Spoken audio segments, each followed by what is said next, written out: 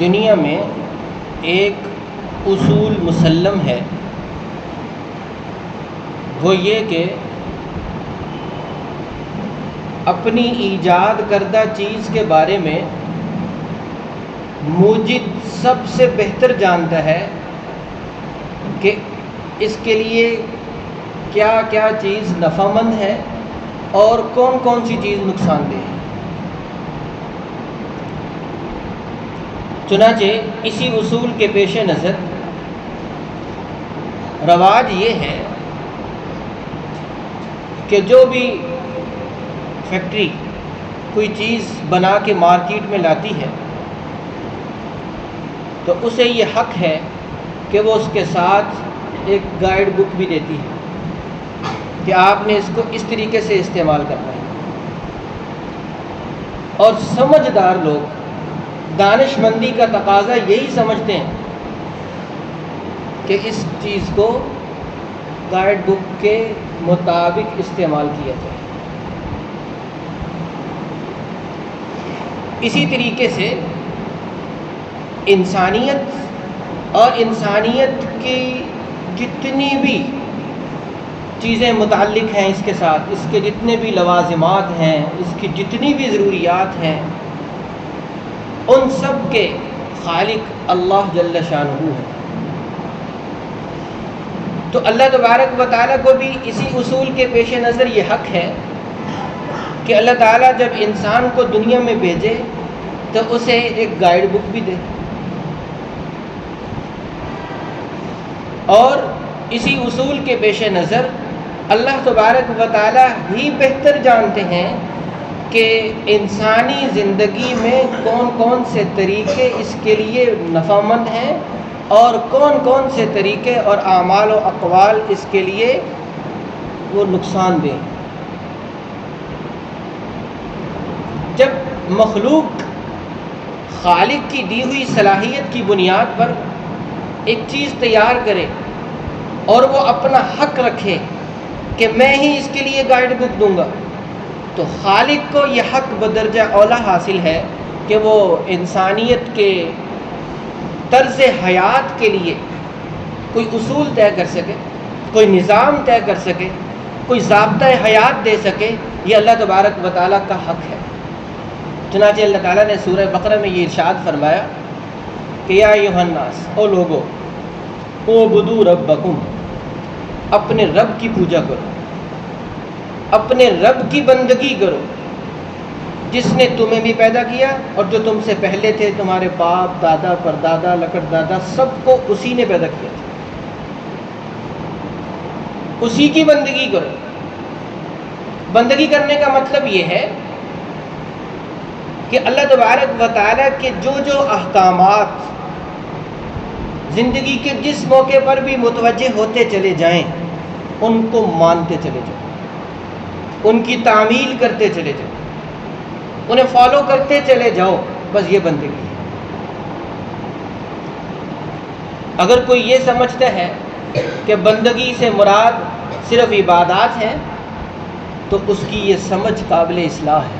صرف عبادات نہیں ہے، بلکہ بالغ ہونے سے لے کر قبر میں اترنے تک زندگی میں جتنے بھی مراحل آئیں گے، اونچ آئے نیچ آئے، صبح آئے شام آئے، خوشی ہو غمی ہو، تونگری ہو یا فقیری ہو، کچھ بھی ہو، وہ مرد ہو یا عورت ہو، کسی عہدے اور منصب پہ فائز ہو یا ایک عام آدمی ہو، بندگی کا مطلب یہ ہے کہ وہ پوری زندگی احکامات الہیہ کی تعمیل میں گزارے، اس کو بندگی کہتے ہیں۔ تو حاصل اور خلاصہ یہ ہے کہ انسان دنیا میں آئے، زندگی بسر کر رہے ہیں، اب یہ کس نظام کے تحت زندگی بسر کریں؟ ان کے عقائد کس نظام کے تحت ہونے چاہیے؟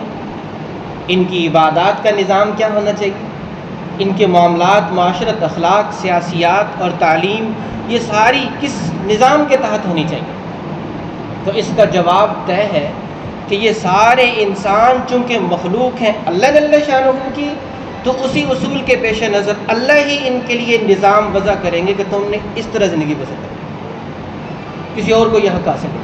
یہ پروڈکٹ براہ راست اللہ جل شانہ کی ہے انسان، اس لیے اللہ ہی کو حق حاصل ہے. وہ بتائیں گے کہ تم نے اس طرح زندگی بسر کرنی، تمہارے کھانے پینے کا نظام یہ ہوگا، شادی بیاہ کی ترتیب یہ ہوگی، اور تمہاری عدالتیں یوں چلیں گی، اور تمہارا سیاسی نظام یوں چلے گا، تعلیمی نظام یوں چلے گا، معاشی نظام یوں چلے گا.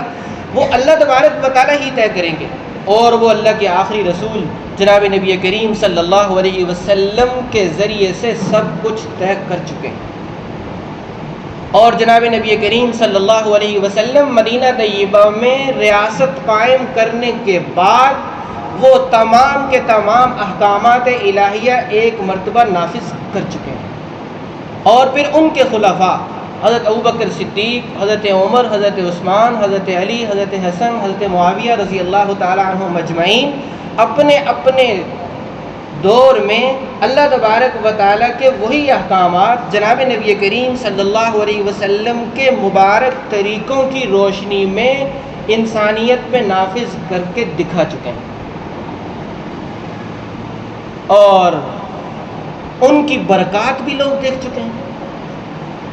چنانچہ اسلامی تاریخ میں سب سے سنہرا دور اور پرامن دور اور پرسکون دور وہ حضرات صحابہ کرام رضی اللہ تعالی عنہم اجمعین کی خلافت کا زمانہ ہے،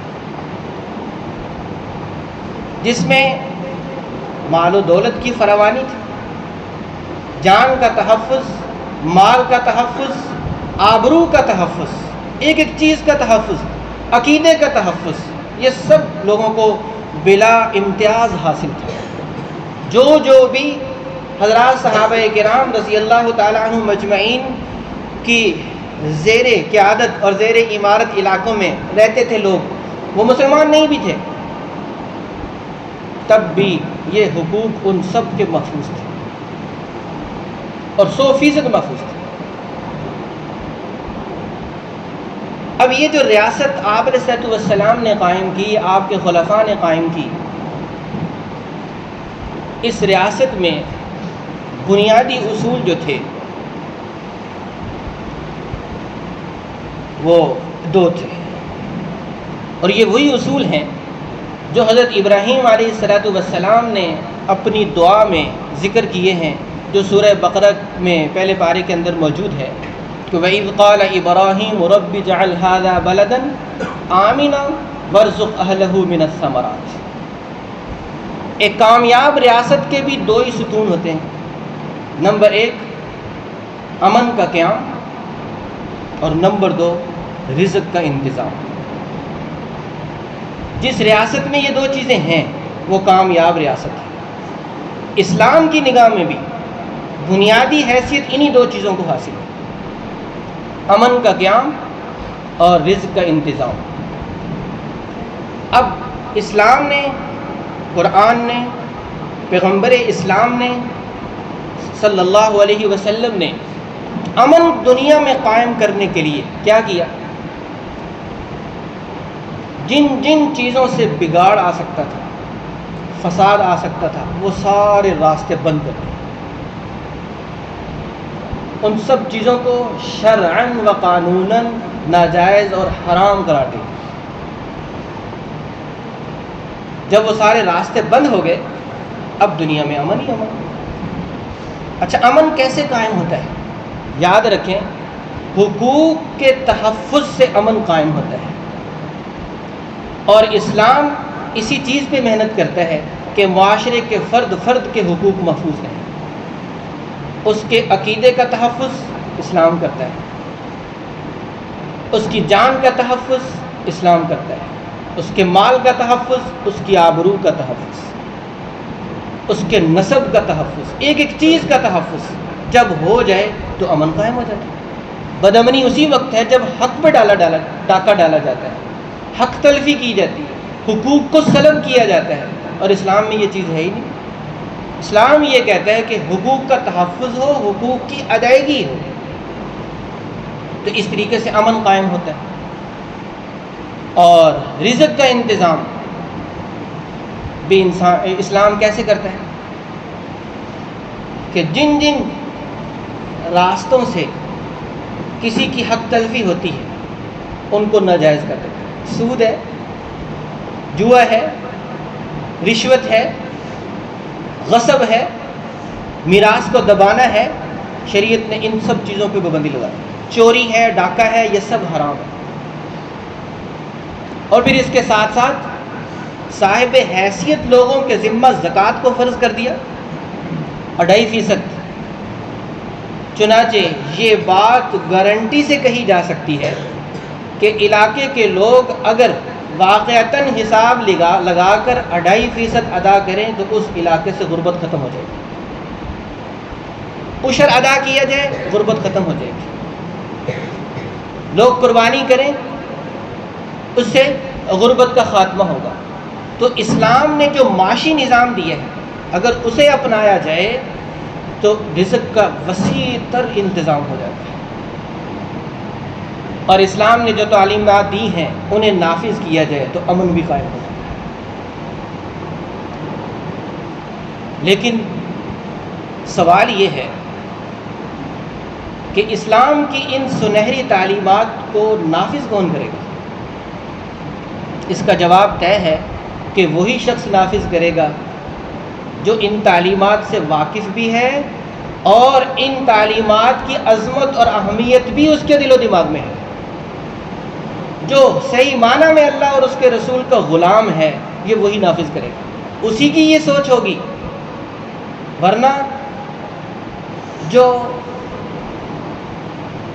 کافروں کی تعلیم گاہوں سے تعلیم حاصل کریں گے، جن کا قبلہ اور کعبہ وہ دنیا کفر ہوگی، جو ان کے بنائے ہوئے نظام سے متاثر ہوں گے، وہ بندے تو خدا کے ہوں گے پیدائش کے اعتبار سے، لیکن نظریاتی اعتبار سے، فکری اعتبار سے، ذہنی اعتبار سے وہ چونکہ غلام ہیں غیر اللہ کے، اس لیے وہ غیر اللہ کے نظام کو اہمیت دیں گے. ہاں، اللہ کے نظام کو وہی اہمیت دے گا جو صحیح معنی میں عبداللہ ہوگا، جو اللہ کا بندہ ہوگا. ہمارے ملک میں چونکہ نظام نافذ کرنے کا طریقہ کار جمہوری ہے، اس لیے جمہوری راستے سے جب اسلام کے جاننے والوں کو، اسلام کو پسند کرنے والے لوگوں کو جب الیکٹ کیا جائے گا اور وہ ایوان میں پہنچیں گے تو وہی اللہ تبارک و تعالیٰ کی صحیح نمائندگی کر سکیں گے. جناب نبی کریم صلی اللہ علیہ وسلم کی تعلیمات وہاں سامنے رکھ سکیں گے. چنانچہ یہ دور جس سے ہم گزر رہے ہیں، مٹھی بھر ایسے لوگ ہیں جو اپنی داڑھی اور پگڑی کے ساتھ ایوان میں پہنچے. انہوں نے اللہ تبارک و تعالیٰ کی بندگی اور نمائندگی اپنے بساط کے مطابق کرنے کی کوشش کی.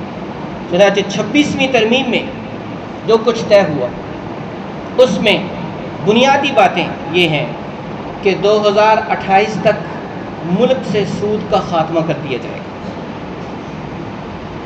دوسری بات یہ ہے کہ اسلامی نظریاتی کونسل جس نے ملک میں اسلامی نظام کے لیے کچھ چیزیں طے کی ہیں، ان کی روشنی میں ہر اسمبلی کے اندر وہ قانون سازی کی جائے گی. نمبر 3، جو شریعہ عدالت ہے اس میں جتنے لوگ جسٹس ہیں وہ پہلے ان میں سے کوئی چیف جسٹس نہیں بن سکتا تھا، اب انہی میں سے جو سینئر ہوگا وہ چیف جسٹس بھی بن سکے گا. جب اس کے پاس پاور آئے گی تو وہ اپنی وہی شرعی جو قانون ہوگا اس کو وہ نافذ بھی کرے گا.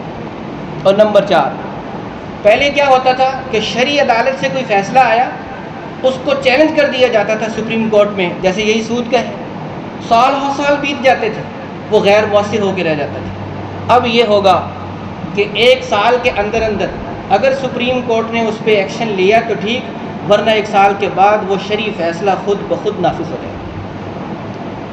یہ جو کامیابی حاصل ہوئی ہے اللہ تبارک و تعالیٰ کی اس پر کتنی رحمتیں نازل ہوئی ہیں وہی لوگ جانتے اور سمجھتے ہیں جو قرآن و حدیث سے واقف ہیں. اللہ تبارک و تعالیٰ کس قدر راضی ہوئے ہیں اس سے کہ اللہ کی نمائندگی کی گئی ہے وہاں، اس میں اللہ تبارک و تعالیٰ کے احکامات کو فوقیت دی گئی ہے. تو یہ وہی لوگ کریں گے جن کے دلوں میں اللہ جل شانہ کی عظمت ہے، اور جن کی زندگی میں اللہ کی بندگی ہے، جنہوں نے اللہ کی بندگی کا سبق پڑھا ہوا ہے اور وہ اس کی روشنی میں چلتے ہیں۔ تو اس لیے محترم سامعین، ہمیں آج سے ہی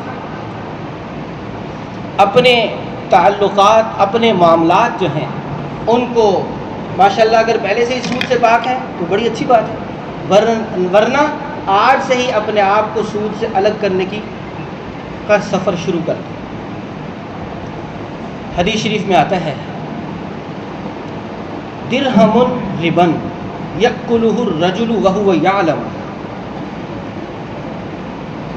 اشد من 36 زنیہ او کما قال۔ فرمایا سود کا 1 درہم جو بندہ جان بوجھ کے کھاتا ہے تو وہ سن لے کہ یہ 1 درہم 36 مرتبہ زنا سے بھی زیادہ سخت ہے، الیاذ باللہ العظیم۔ حدیث شریف میں سود کی برائی دلوں میں بٹھانے کے لیے آپ صلی اللہ علیہ وسلم نے اس بدکاری کا ذکر کیا جو تمام مذاہب میں حرام ہے، زنا۔ ایک طرف 36 مرتبہ زنا، الیاذ باللہ اس کا کوئی ارتکاب کرے، تو دوسری طرف سود کا 1 درہم ہو تو یہ پھر بھی سخت ہے، یہ پھر بھی بھاری ہے، وبال کے اعتبار سے، انجام کے اعتبار سے، اللہ کے غضب کو دعوت دینے کے اعتبار سے۔ آپ نے فرمایا کہ معراج کی رات میں ایسی قوم سے گزرا کہ بطونہم کالبیوت فیہا الحیات، ان کے پیٹ بڑے بڑے کمروں کی طرح تھے اور ان میں سانپ دوڑ رہے تھے۔ میں نے پوچھا یا جبریل من ہؤلاء، یہ کون لوگ ہیں؟ تو حضرت جبریل نے عرض کیا کہ ہؤلاء اکلۃ الربا، یہ سود کھانے والے لوگ ہیں جن کا یہ انجام ہے اخیر میں۔ تو آج کی بات کا حاصل یہ ہے کہ انسانیت چونکہ اللہ تبارک و تعالیٰ کی مخلوق ہے تو اس کا نفع اور نقصان وہ اس کو پیدا کرنے والے ہی سب سے بہتر جانتے ہیں، لہٰذا اللہ جل شانہ نے ہمارے لیے زندگی بسر کرنے کا جو ضابطۂ حیات اسلامی تعلیمات کی شکل میں دیا ہے، ہمارے لیے 100% نفع انہی کو اختیار کرنے میں، اور جو چیزیں اللہ کی تعلیمات سے ٹکراتی ہیں ہم اپنے آپ کو ان سے یکسر الگ کر لیں اگر ہم دنیا اور آخرت کا سکون چاہتے ہیں۔ دعا ہے کہ اللہ جل شانہ ہمیں تعلیمات الہیہ کی تعمیل نصیب فرمائے۔ وآخر دعوانا الحمدللہ۔